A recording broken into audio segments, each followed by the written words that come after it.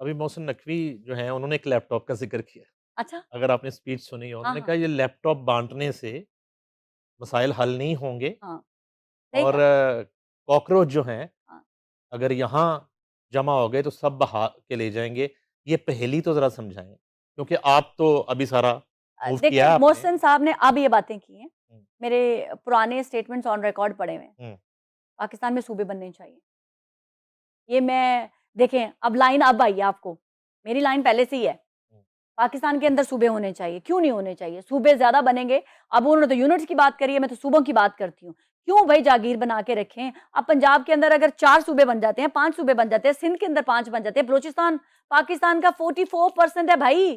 कहाँ मेरी फ़ौज जाके अपने जवान शहीद करे जब उसको बाँट दिया जाएगा, 4-5 हिस्सों में कर दिया जाएगा। एक जगह से दूसरी जगह में पहुँचने में आपको 3-3 घंटे लगते हैं, बाय एयर भी 1.5 घंटा लगता है, तो कितना बड़ा है वो? पाकिस्तान का सूबा सबसे बड़ा सूबा है। जब बाँट दिए जाएँगे तो उतने हिस्से की हिफाज़त करना आसान होगी, उतने हिस्से के लोगों को डिलीवर करना आसान होगा। पंजाब के अंदर अगर सूबे बन जाते हैं, तो एक मरियम नहीं कितनी मरियम पैदा होंगी।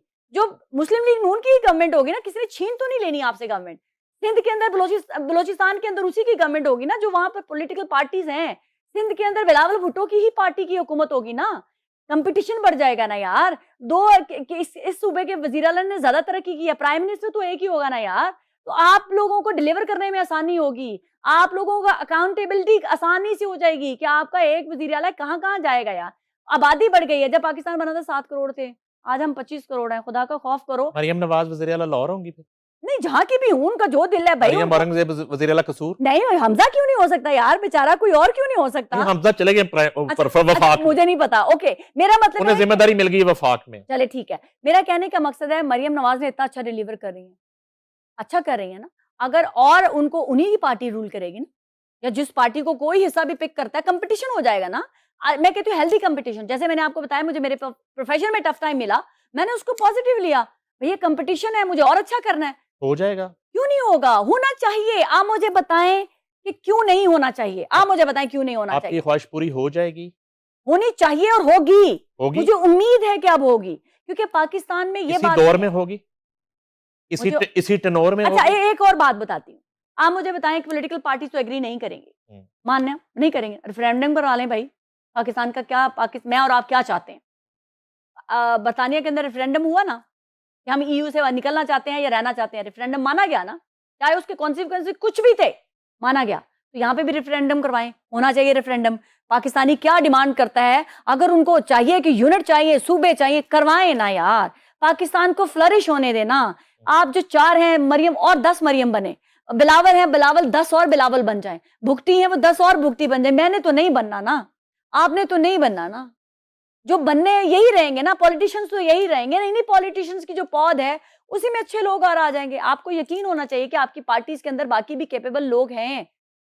बने ना, मरियम अच्छी परफ़ॉर्म करे, बाकियों को भी टफ टाइम दे के अगर मैं अच्छा काम कर सकती हूँ, तुम क्यों नहीं कर सकते? आज़ाद कश्मीर के इलेक्शन हुए हैं, बिलावल बड़े नाराज़ हैं। वो कहते हैं जी कि फॉर्म 45 चल गया और 47 चल गया और वो एहतजाज कर रहे हैं, प्रोटेस्ट कर रहे हैं और साइमल्टेनियसली वो इत्तेहाद में भी हैं। नून लीग के वोटों से उनके वालिद प्रेज़िडेंट हैं और पीपल्स पार्टी के वोटों से शहबाज शरीफ वज़ीर-ए-आज़म हैं अच्छा एक और मुझे उधर लड़ रहे हैं और आज़ाद कश्मीर के प्रोटेस्ट में आप भी लड़ रही थी। वो क्या हुआ था लंदन में, आप क्यों लड़ रही थी वहाँ? अच्छा मैं नहीं लड़ रही थी, मेरे पे तो अटैक कर देते हैं ना।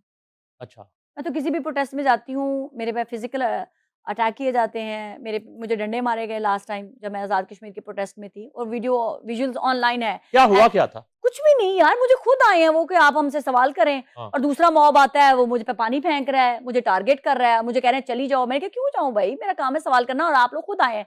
मुझे कह रहे हैं, मैं अनकट चीज़ें लगाती हूँ कि अगर मैं कहीं गलत हूँ, मुझे भी कहो कि मैं गलत हूँ, मैं अपनी करेक्शन करूँगी। अगर मैं गलत नहीं हूँ, आप सहाफ़ी का काम क्या होता है? प्रोटेस्ट में जाके टिकटॉक बनाना? ये नहीं सवाल करना। बात करेंगे ना सवाल करना। लोगों से। तो जब मैं सवाल कर रही हूँ, आप जो आपसे पूछूँ कि आपको क्या चाहिए? नहीं आप चली जाएँ, आप चली जाएँ। आप ना यहाँ खड़ी हूँ, आपका नैरेटिव हमें तंग करता है, आपका नज़रिया और है। भई कौन-सा नज़रिया? आप जो प्रोटेस्ट कर रहे हैं, अगर मैं पूछ रही हूँ कि आप ये कह रहे हैं कि आपकी मैं वहाँ पर खड़ी होके कह के आई थी, इलेक्शंस में पता चल जाएगा कि बॉयकॉट होगा या नहीं होगा। देखिए पीपल्स पार्टी की हुकूमत थी ना, if I am not wrong हाँ आज़ाद जी, कश्मीर में। जी, जी। तो जैक जैसी बैन उनके प्राइम मिनिस्टर हार गए हैं। जी, जी। जैक जैसी बैन ऑर्गनाइज़ेशन उनकी हुकूमत के होते हुए चीज़ें आउट ऑफ कंट्रोल हो रही हैं, तो उनकी गवर्नमेंट हैंडल करने में नाकाम रही। एग्ज़ैक्टली। पाकिस्तान का जो मेरा वफ़ादार कश्मीरी है, जो मेरा मुख़लिस पाकिस्तानी भाई जो कश्मीरी है, आज उसने 50% से प्लस जाके वोट दिया या नहीं दिया? या वो एक शरपसंद टोला, मैं उसको देखूँगी या मैं उनको देखूँगी जो सारे कश्मीरी निकले हैं।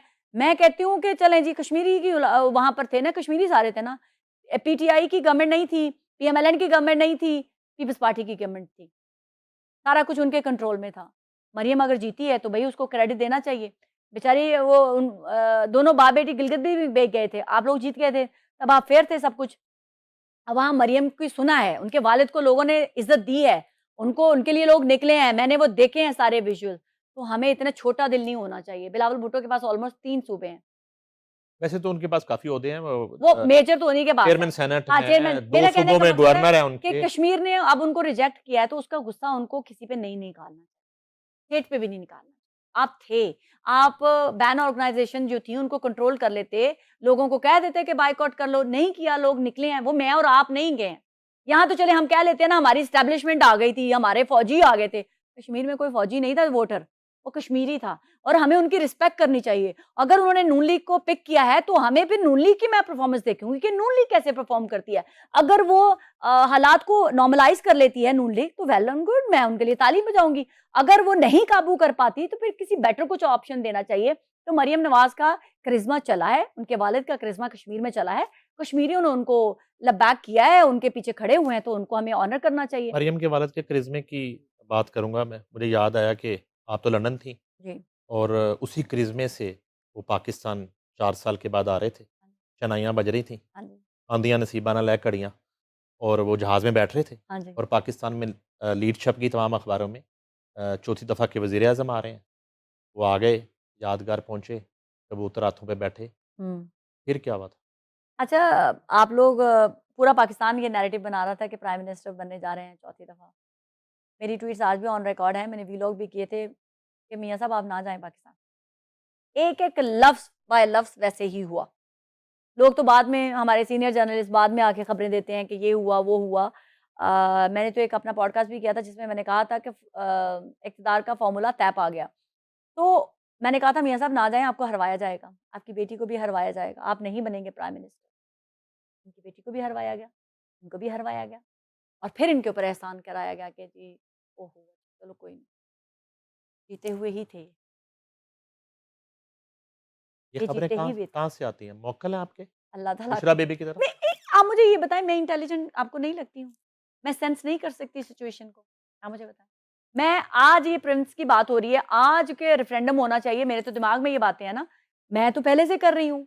आज मोहसिन नकवी साहब ने ये बात की है, क्यों नहीं होना चाहिए? मैं तो इस हक में हूँ। हुँ। पाकिस्तान में सूबे बनने चाहिए, अच्छी परफॉर्मेंस हर बंदे का हक है। क्यों नहीं, ये इसी तरह से परफॉर्मेंस बेस्ड जो है वो एक पार्टी होगी ना। अब वो अगर 10 सूबे बन गए हमारे मुल्क में और 4 बन गए, तो उसमें यही पॉलिटिकल पार्टीज़ होंगी ना यार, मैंने और आपने तो नहीं बना लेनी पॉलिटिकल पार्टीज़, ये सफीना तो नहीं सीएम जाके बन जाएँगी। आप तो नहीं बन जाएँगे, आप तो फिर भी बन जाएँगे, सफीना तो नहीं बन सकती ना। तो मेरा ये कहने का मकसद है कि ये होने दें। जितना आप चीज़ों को रेत की तरह पकड़ के रखेंगे, रेत आपके हाथ से फिसलेगी। तो फ़ायदा अल्टीमेटली कुछ भी नहीं होना, आपको नुकसानात ही होने हैं। तो बेहतर है स्टेट के साथ चलें और ऑन बोर्ड होके चलें। पाकिस्तान के लोगों को उनका राइट मिलना चाहिए। आप सियासतदानों को भी, तभी आपकी भी आगे नस्लें आएँगी ना।